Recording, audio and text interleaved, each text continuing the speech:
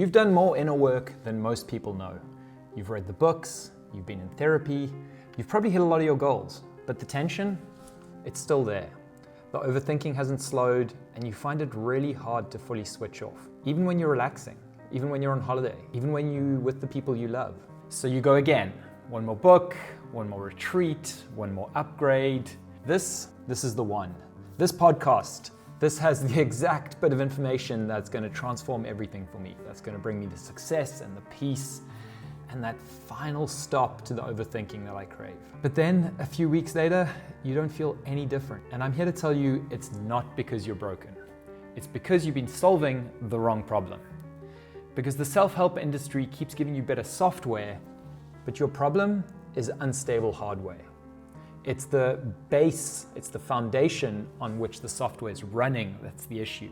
And you can upgrade the software all you like, but if the machine itself is running in overdrive, if it's not able to deal with that software, nothing's going to change. Or if it does, it's going to change for very brief periods and it's never going to be lasting.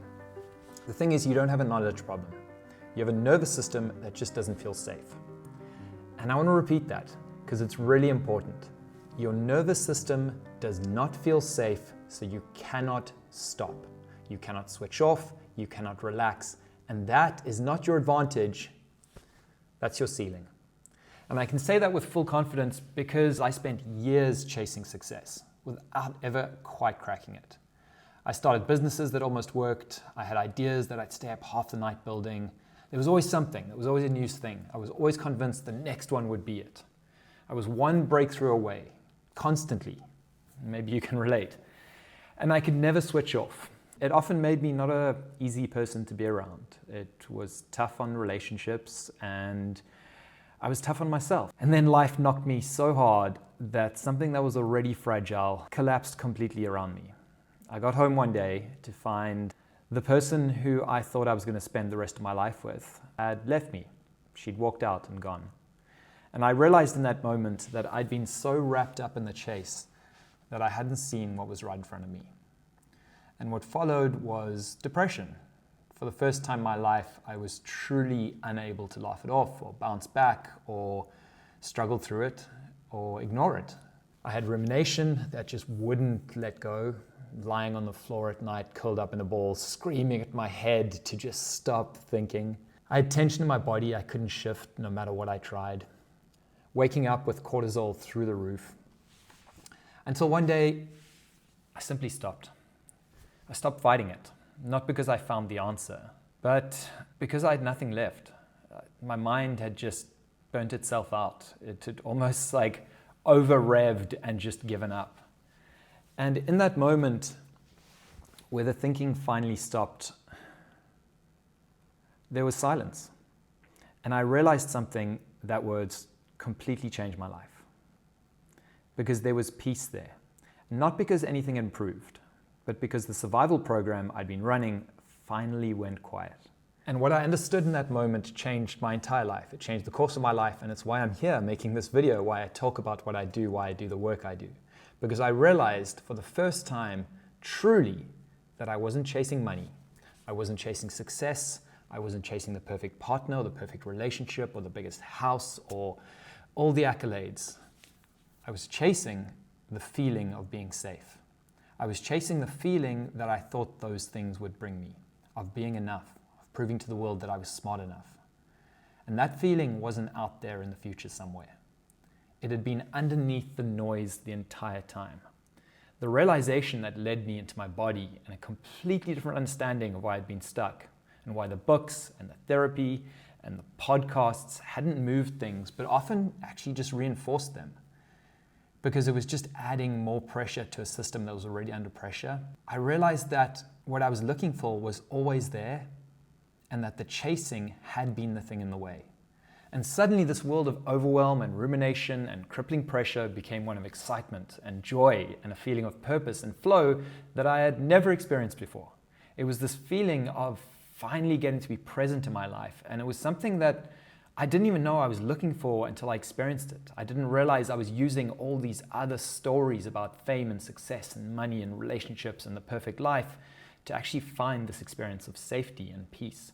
And for the first time in my life, I was truly in my life rather than watching it happen around me, rather than feeling like a spectator for my life. And the only thing that had changed was my internal state. I felt safe.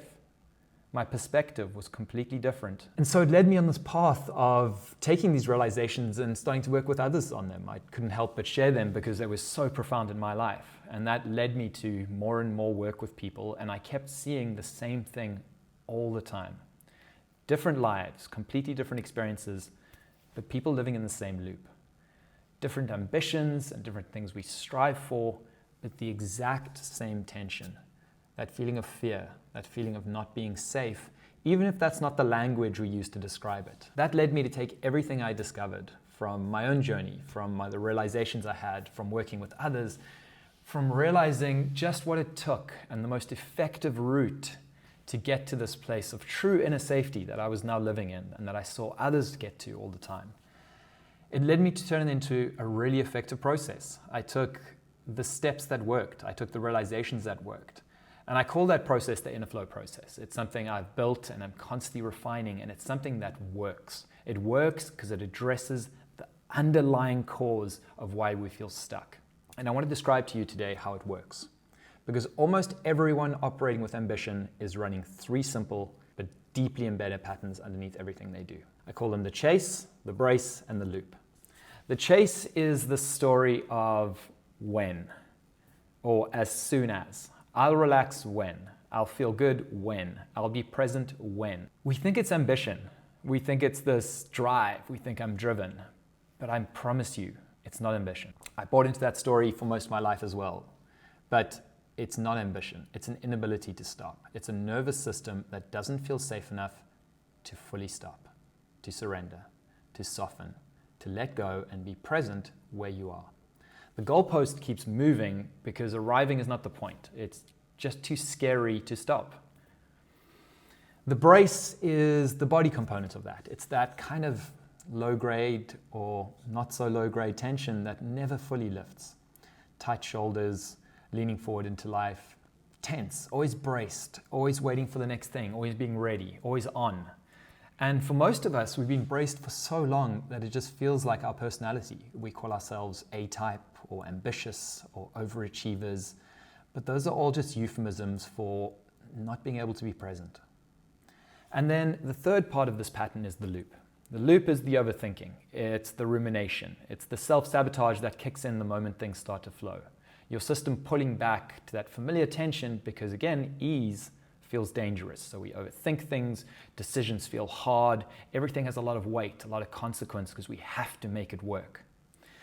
These 3 patterns work together and reinforce each other, forming what I call the survival self. It's that version of you that is living in survival mode rather than this effortless flow and creativity that we all strive for. And here's what's really critical to understand.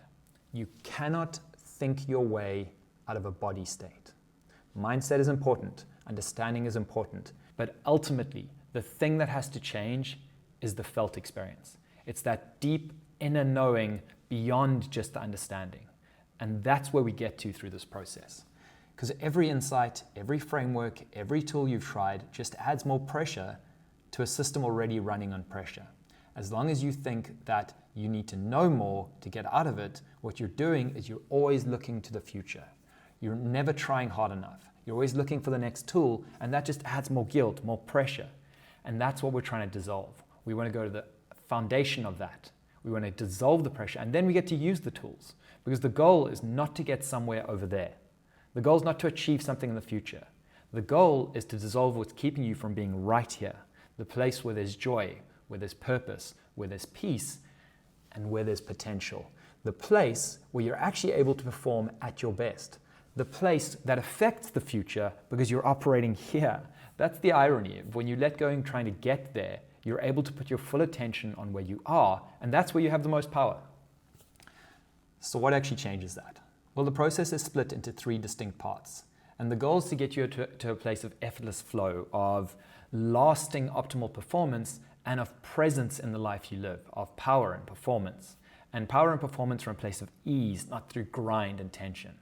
Because the survival state isn't just in your thoughts. It's in your identity, it's in your body, it's in the way your attention keeps pulling you into the future. So the first step is we look at the chase. And the chase is all story. It's all mental. Time itself is a story we create. We create a story of our past and our future based on our memories and where we want to get to, and we live within that story. And it's very useful. Time's a very useful construct. We use it to organize our lives and to perform and to interact with others and to live in society.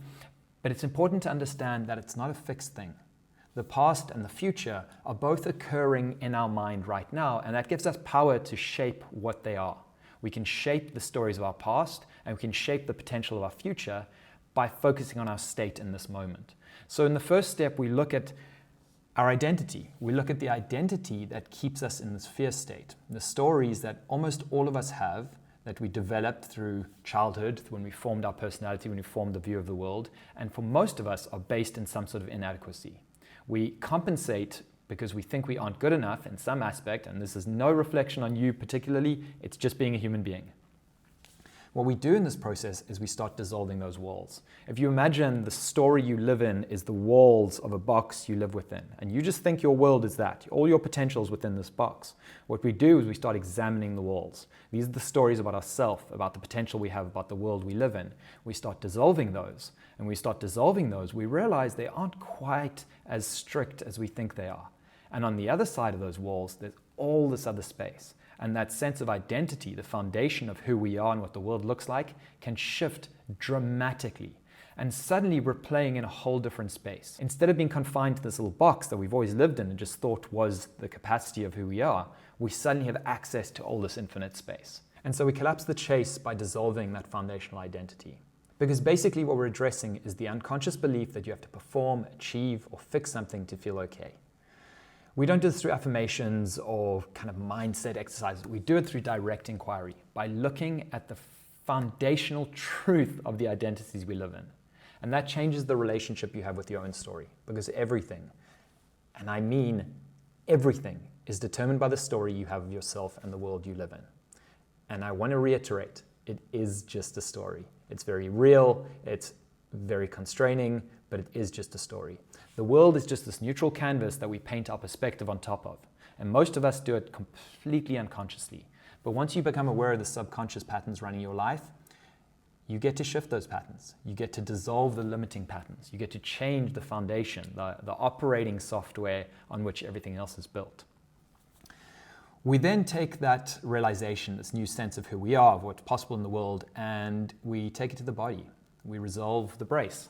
And this is the hardware update. This is where we use breathwork and somatic practice to release stored tension and retrain the nervous system directly. Because everything is a direct result of how our nervous system feels, of the safety in our body. A lot of people that work through this process describe the feeling as being in their body for the first time. Because for many of us, we have been so upregulated our whole life, we've been so in our mind that we've never actually been truly present in our own body. And just realizing the amount of space and peace available in a system that feels safe can be life-changing on its own. And then lastly, we look at the loop.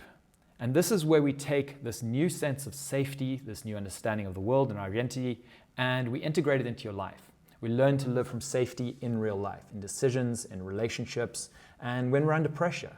And this is where the work becomes real life rather than something separate from it. This is when the shifts happen. This is when the long-term changes happen because it's practical, it's grounded. We take it into the way you move through your life, your business, your work, your finances, your relationships, and your relationship with yourself.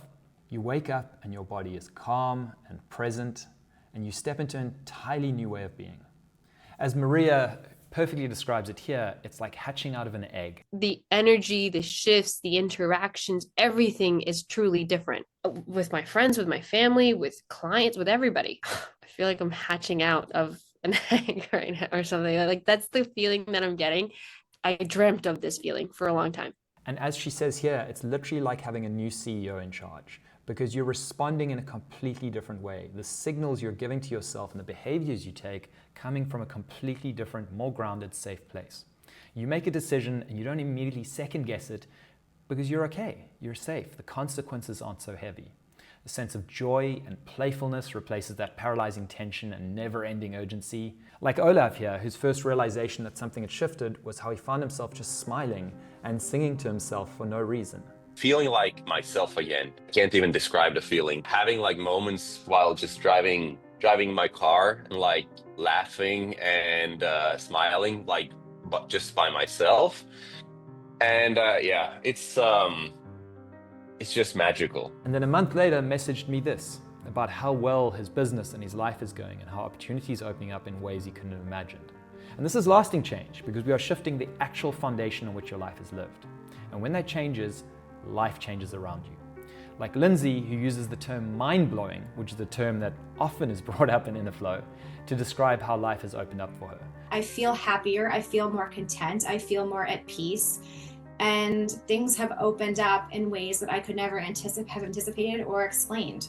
And it's wild to me, to be honest. And I'm so grateful. Because for so many of us who have lived in a world of control and thinking it's all up to us to grind and force life, when we start to soften, when we start to be available for what's possible, and we start noticing things show up in our life with a sense of ease that we almost don't feel we're capable of, it is mind-blowing. You get to win and it actually lands. You get to enjoy it. You're at dinner with the people you love and you're actually there, not managing the gap between where you are and where you think you should be. Your drive doesn't disappear. In fact, it's more driven. You're more curious. You're more excited because you're dealing with natural energy, with the flow of life rather than this finite, constrained tension. The drive doesn't disappear, but it does stop feeling like something that's chasing you.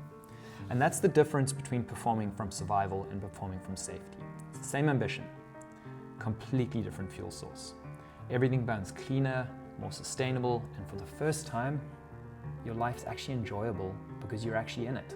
So, if you feel like your mind is constantly in overdrive, but you still feel like you can't quite live up to your full potential, or you're constantly playing the game of as soon as, living for a future moment where everything will be perfect, and you want to finally shift to a life of momentum and flow and ease and joy, message me the number 84 on Instagram. You can find my Instagram link just below.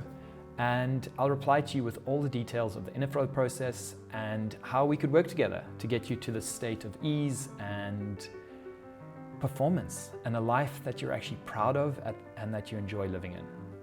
I also have an email series called Letters from Safe Ground. It goes through a lot of these concepts in more detail and gets you thinking about some of the places you may be stuck and some of the places maybe you can open up. And that's also available at the link below.